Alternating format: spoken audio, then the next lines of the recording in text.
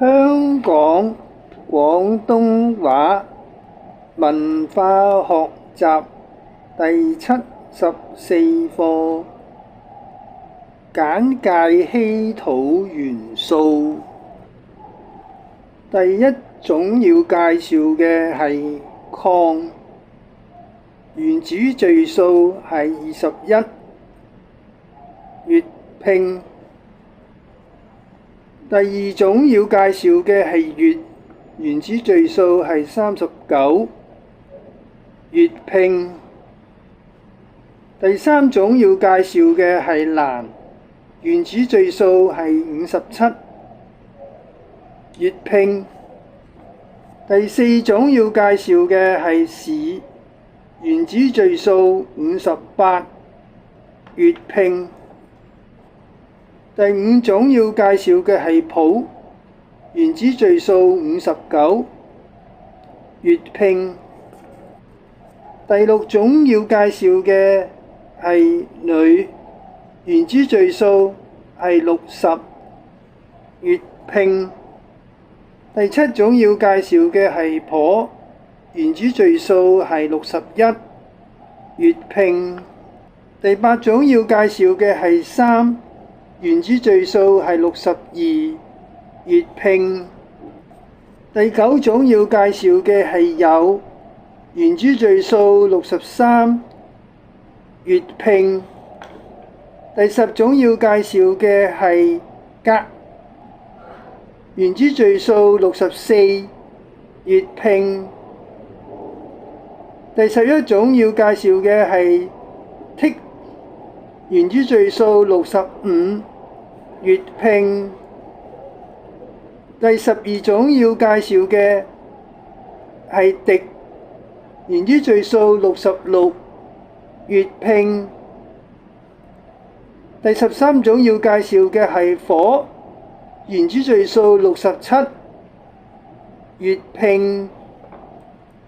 第14種要介紹嘅係銥，原子序數68，月拼。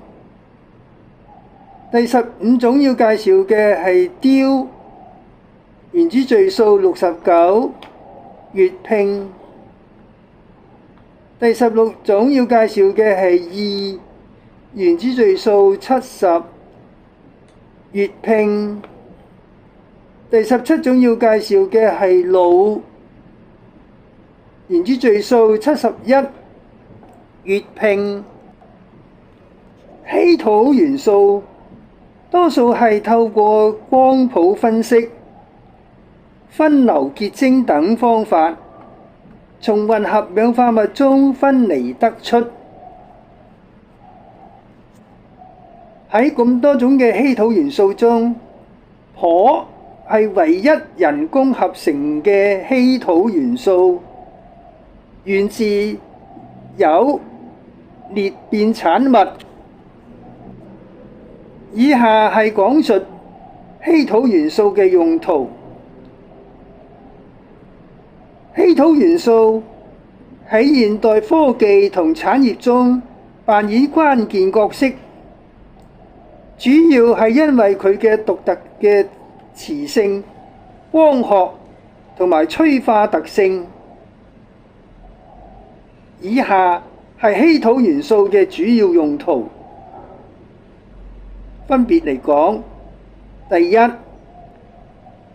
電子產品方面，稀土用於智能手機、數碼相機、電腦硬碟、LED 燈同熒光燈等設備中。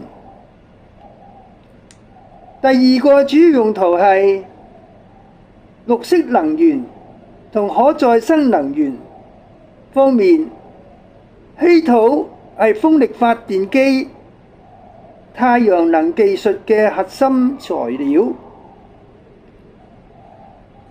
第三個主要用途喺汽車同交通方面，喺混合動力車同電動車中，稀土用於電動馬達同電池系統、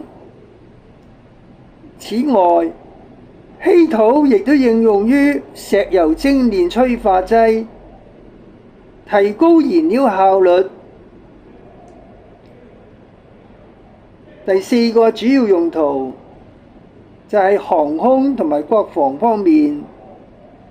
稀土元素中嘅鈽同埋鋁係用於飛機引擎同高性能磁鐵，支援咗軍事設備同導彈導引系統。第五種嘅主要用途就係喺其他產業方面，就有包括醫療設備，例如 MRI 掃描儀、催化轉化器，即係可以減少汽車排放，同化學催化劑。另外，我哋總括一下稀土元素嘅未來發展。第一，我哋展望將來會需求激增，到咗2035年，稀土需求可能增加3倍。主要驅動嘅因素就係清潔能源技術，例如電動車同風力發電嘅擴張。第二就係新應用同創新，未來稀土可能應用於先進電池、量子計算同新型綠色技術，甚至推動新材料嘅開發。所以好多個國家都會着重同埋留意呢個稀土元素嘅開採同埋發展。呢個亦都係我哋或者我喺呢度特別提出呢個稀土元素，介紹俾大家嚟到去參考。以上嘅資料都係嚟自呢個 AI 同埋網上嘅資料，或者 Google 啊之類。大家亦都可以喺 Google 上邊嚟到探索一下關於稀土元素嘅各項資料。